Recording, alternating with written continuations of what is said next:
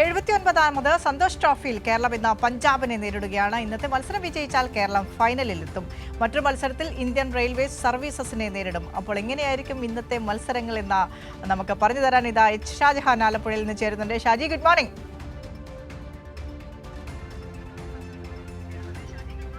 Good morning. എന്തൊക്കെ പ്രതീക്ഷിക്കുന്നു നമ്മൾ കേരളത്തിൽ നിന്ന്? ഫൈനലിൽ എത്തുമോ നമ്മുടെ കേരളം?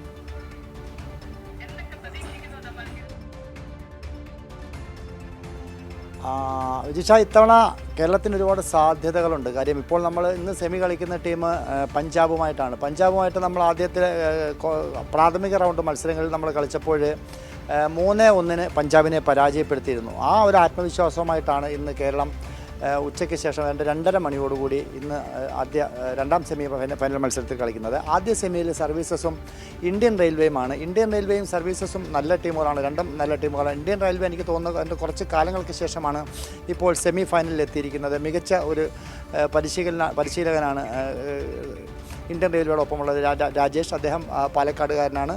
അദ്ദേഹം ചങ്ങനാശ്ശേരി SP കോളേജിൻ്റെ പ്രൊഡക്റ്റാണ്. അങ്ങനെ വളരെ വലിയ ഒരു ടീമുമായിട്ടാണ് ഇന്ത്യൻ റെയിൽവേ എത്തിയിരിക്കുന്നത്. സർവീസസ് ടീമും ഒട്ടും മോശമല്ല. ഏതാണ്ട് 4 തവണ കപ്പടിച്ചിട്ടുണ്ട് നേരത്തെ. അതോടൊപ്പം തന്നെ ഇന്ത്യൻ റെയിൽവേ 3 തവണ ട്രോഫി കരസ്ഥമാക്കിയിട്ടുണ്ട്. ഇതിൽ നിന്നൊക്കെ നമുക്ക് എടുത്തു പറയാൻ പറ്റുന്നത് ഇത്തവണ ബംഗാൾ, സാധാരണ എല്ലാ ടീമുകളുടെയും ഒരു പ്രധാനപ്പെട്ട എതിരാളി എന്ന് പറയുന്നത് ബംഗാളാണ്. ബംഗാൾ ഇത്തവണ സെമി ഫൈനൽ പോലും കാണാതെ പുറത്തായിരിക്കുന്നു എന്നുള്ളതാണ് ഏറ്റവും ദുഃഖകരമായ ഒരു കാര്യം. കാരണം എന്താണെന്ന് വെച്ച് കഴിഞ്ഞാൽ അവരാണ് ഏറ്റവും അധികം തവണ, ഏതാണ്ട് 35 തവണ ഫൈനൽ റൗണ്ടിൽ എത്തിയിട്ടുള്ള ഒരു ടീമാണ് വെസ്റ്റ് ബംഗാൾ. ആ വെസ്റ്റ് ബംഗാൾ ഇത്തവണ സന്തോഷ് ട്രോഫിയുടെ ഫൈനൽ റൗണ്ടിൽ പോലുമില്ല. സർവീസസും ഇന്ത്യൻ റെയിൽവേയും അതോടൊപ്പം തന്നെ കേരളവും പഞ്ചാബും തമ്മിലുള്ള മത്സരം, ഈ മത്സരങ്ങളിൽ നിന്ന് ആര് വരുന്നു എന്നുള്ളതാണ് നമുക്ക് പ്രധാനമായിട്ടും ഇന്നിപ്പോൾ കേരളത്തിലെ ഫുട്ബോൾ പ്രേമികളൊക്കെ തന്നെ നോക്കുന്നത്.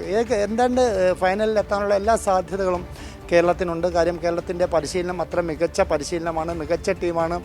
ഗോൾ കീപ്പർ അജ്മലാണെങ്കിലും വളരെ മികച്ച ഫോമിലാണ്. കാര്യം അദ്ദേഹം കഴിഞ്ഞ അസാമുമായിട്ടുള്ള കളിയിൽ വളരെ മികച്ച സേവുകളൊക്കെ തന്നെ നമുക്ക് അദ്ദേഹത്തിൻ്റെ ഭാഗത്ത് നിന്നും കാണാൻ സാധിച്ചു. അതോടൊപ്പം തന്നെ കേരളത്തിൻ്റെ മിഡ്ഫീൽഡും ഫോർവേഡും ബാക്കും ഒക്കെ തന്നെ വളരെ നല്ല ഫോമിൽ തന്നെ കളിച്ചു വരികയാണ്.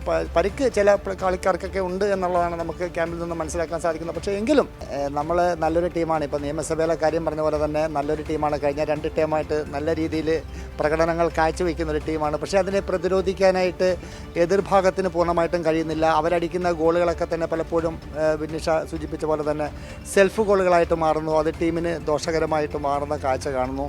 പക്ഷേ കേരളത്തെ സംബന്ധിച്ചിടത്തോളം അങ്ങനെയല്ല. കേരളം വളരെ നല്ല ഒരു പ്രകടനമാണ് കഴിഞ്ഞ കളികളിലൊക്കെ തന്നെ കാഴ്ചവെച്ചത്. നേരത്തെ ചാക്കോ പറഞ്ഞ പോലെ ഇത്തവണ ഫൈനലിൽ കപ്പടിക്കാനുള്ള എല്ലാ ചാൻസുമുള്ളൊരു ടീമാണ് കേരള ടീം. അതുകൊണ്ട് തന്നെ ഇന്ന് വളരെ ആത്മവിശ്വാസത്തിലാണ് പഞ്ചാബിനെതിരെ ഇറങ്ങുന്നത്. പഞ്ചാബിനെ നേരത്തെ 3 ഗോളിന് പരാജയപ്പെടുത്തിയിട്ടുണ്ട്.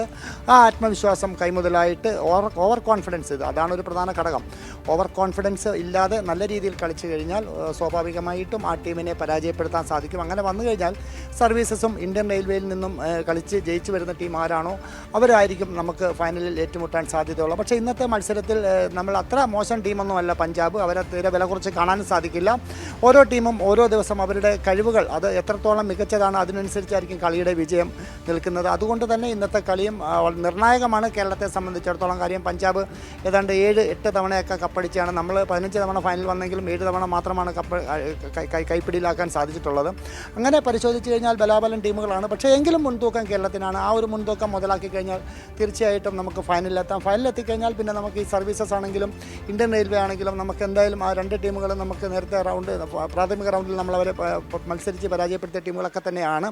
അതുകൊണ്ട് ആ ആത്മവിശ്വാസത്തിൽ നമുക്ക് എന്തായാലും ഇത്തവണ കപ്പടിക്കാൻ സാധിക്കും. 79ാമതിന് സന്തോഷ് ട്രോഫി നമുക്ക് കേരളത്തിലേക്ക് കൊണ്ടുവരാൻ കഴിയും, അസാമിൽ നിന്നും കൊണ്ടുവരാൻ കഴിയും എന്നുള്ള പ്രതീക്ഷ തന്നെയാണ് കേരളത്തിലെ ഫുട്ബോൾ പ്രേമികളൊക്കെ തന്നെ വളരെ ആത്മവിശ്വാസത്തോടു കൂടി കാത്തിരിക്കുന്നത്. ഇന്നത്തെ മത്സരത്തിൽ ഒരു 3 ഗോളെങ്കിലും നമുക്ക് നേടാനാകുമെന്നാണ് നേരത്തെ KT ചാക്കോ സാർ അദ്ദേഹത്തോട് സംസാരിച്ചപ്പോൾ പറഞ്ഞു വെക്കുന്നത്. ഷാജഹാന്റെ ഒരു പ്രതീക്ഷ എന്താണ്?